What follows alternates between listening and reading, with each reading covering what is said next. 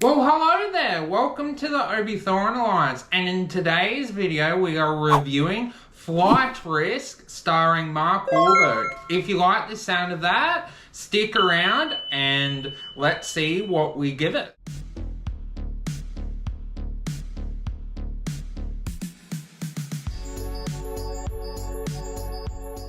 So, you've seen Flight Risk. Yes. I was keen to see it. Depending on how this review goes, it might determine whether I waste my time or whether I wait to streaming to see it. So, some facts we know about it. You mentioned it already. Stars Mark Wahlberg. Monkey Mark. Yeah, directed by Mel Gibson. It was written by Jared Roseberry. It was a 2025 Lionsgate Studios film. It has Topher Grace, who you might recognise from That 70s Show. If you gave me $1 million to name what the main character from That 70s Show, what the actor's name is, I would never have guessed Topher Grace. I had no idea that's what his name was. He doesn't look like a Topher. I've never met or even heard of anyone named Topher. What a strange name. And then Michelle Dockery. I hadn't heard of it. Seems like she's in some British shows and was on stage. So, what is the plot of Flight Risk? So I'll do this in two sections. I'll do it from doing it non-spoiler, and then I'll do it from the trailer. So non-spoiler way. Basically, there's a US Marshal finds an accountant from a mob boss, and then she finds him, and then they get on a plane, and then Mark Wahlberg is the pilot, and then they need to go to New York so the witness can testify why this mob boss is bad. That's what you need to know from the movie. Anything else is pretty spoilers, so I'll give you a countdown because from here it is spoilers. So 1, 2, 3. From here it's spoilers. So from the trailer, Mark Wahlberg doesn't appear to what he is. He is actually a hitman, and he is contracted to actually kill the witness, and from there we get this pretty interesting fight movie, and the concept is interesting. So that's the plot. Mark Wahlberg is trying to kill the witness and the US Marshal, and they're trying to stop him and get help to land because they're not pilots. And yeah. Okay, it's interesting to see Mark Wahlberg play a different character. So you told me before you reckon that was probably one of the better parts of the movie. It is. I will get to ask you a few more questions about that, but a few facts about the movie. It's budgeted at $25 million, and it's sadly only made $8.9 million at the box office up to date. It does have a runtime of 91 minutes, which I like the sounds of. Do you think that was a little short, or the movie felt like 200 minutes? It felt a lot longer, but if it was longer, a lot of people would have walked out. Okay, so we talked about the plot. We will give a final score. We'll give a scoring towards the end, but I got some questions for you first. So, Indeed. What was the good about this?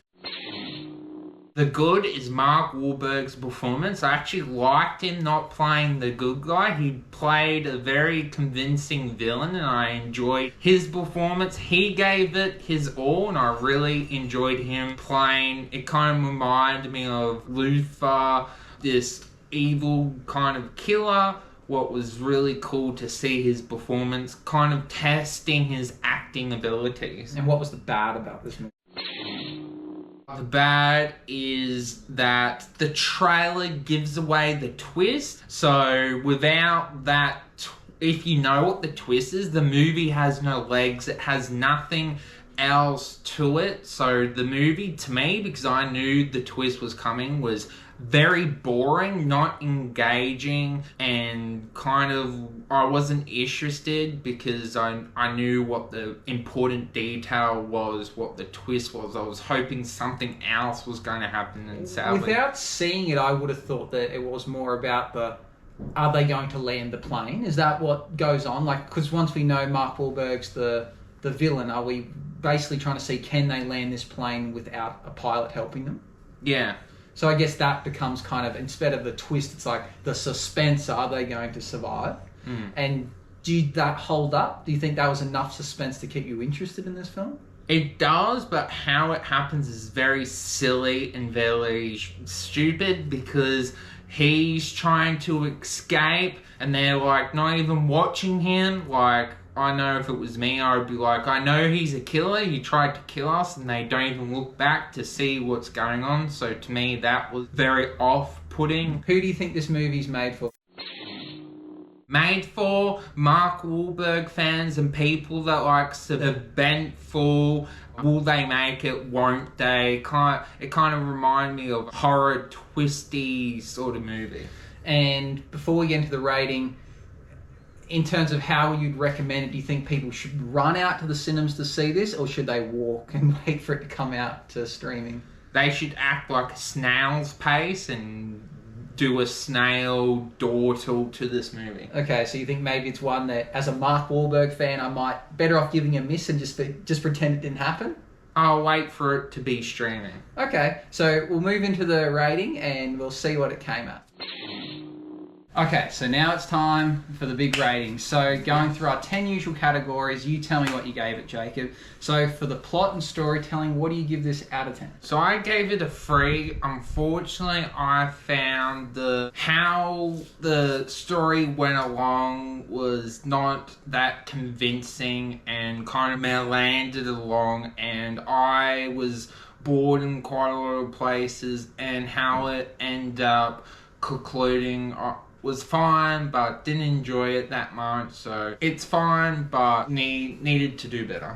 A 3 is not a very good score. So No, what about not. the cinematography? So we're talking about the sound, the visuals, the experience of a movie set in a plane. So how well can that do? What do you give that out of 10? For me, it did a 4. I was quite blown away with how silly the characters were. My experience through the movie, unfortunately, this doesn't help. There's a couple of scenes that one character's been choking, and at the end of the movie, the bruise marks are gone, so that took away the experience as well. So that's why I get, say, not a long score, because bruises don't just magically disappear. It's like they were shooting it at different parts, so magically she only had a little cut there, and the two males were like bruised, and like, so that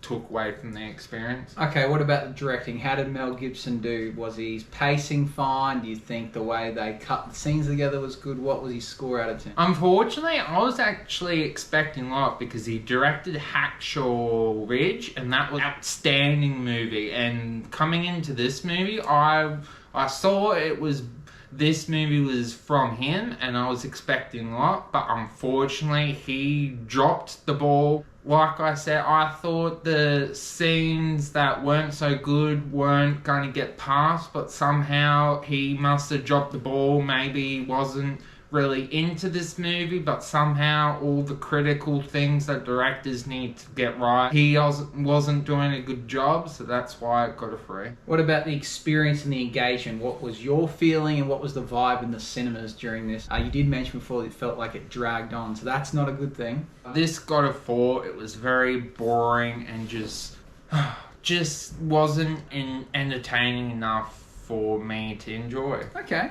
And how about the point of difference, X factor? Was there anything unique about this film? I guess the premise kind of sounds unique, but did it live up to that expectation? No, this gets a 2. Very boring. Didn't really, for an action movie, doesn't really have any good scenes or enjoyment going on, and yeah, didn't really have anything groundbreaking for it. What about the ending to this film? Was it satisfactory? This gets a 2 as well. Very, very simple ending. I was hoping the ending was going to be that Mark Wahlberg actually successfully does the hits, but unfortunately that didn't happen. And I was a little bit disappointed, because I was actually rooting for him, but unfortunately that didn't happen, so yes. What about the attraction of this film? Do you think this would attract a lot of people if they saw this? I personally saw on social media a lot of people that I know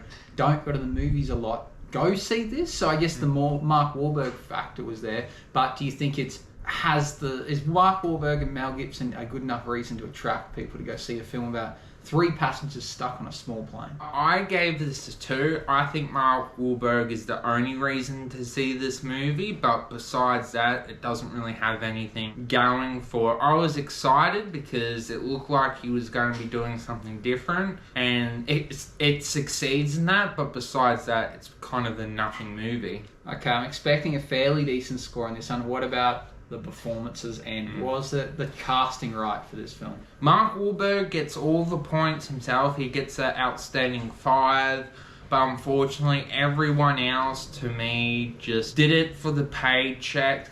The other actors I did not enjoy, and Mark Wahlberg was the standout, and definitely going to remember his villainous performance. So, if Mark Wahlberg wasn't in this film, do you think it seems like it's already a failure, but is it a massive failure without him? If we chuck an unknown in there, it just has no chance? Yeah. Okay. And then we move on to recommendability to others. So if, we had 10 people in a room and they asked you, should I go see this? How many do you think you could recommend this to? This gets a 2. Probably just Mark Wahlberg fans and people that enjoy suspenseful movies. But besides that, it's a hard sell because there's so many other things to watch and so much time is precious. So yeah, unfortunately it gets a low score. So this is our last one. So we've got the genre point. So for this one we're looking at, we'll call it an action film. How good is it out of 10 as an action film? Not that good. It gets a 2, and only because seeing Mark Wahlberg be an action. He's done action movies before, but only because he's the villain, and that's the only reason I enjoyed it. So, your total score ended up being 31, which might be lower than anything we gave something last year, I reckon. I don't remember us giving anything that low. Maybe the Arclight. So that's very, very low for a movie. So, you already said you reckon people should walk at a snail's pace to see it. You said Mark Wahlberg's the only reason worth even seeing it, and it's a bit of a downgrade for Mel Gibson based upon some of his other directing performances. Any final thoughts to our listeners before we close out? What could have been for this movie, and unfortunately Mark Wahlberg won't be remembered for this movie because of, you can see from how the box office, they have not made their money from this movie. They haven't even broken even. Yeah, that's sad reality. Someone as a Mark Wahlberg fan that did want to see this movie, I can now confidently say I don't want to see this movie. So I guess leave in the comments below if you've seen it and you agree or disagree, or whether this review's deterred you like me, or whether you want to go see it for yourself and prove us wrong. Yes. As always, like and subscribe, and see you in the next video. As always, you're awesome and keep being awesome. Bye-bye.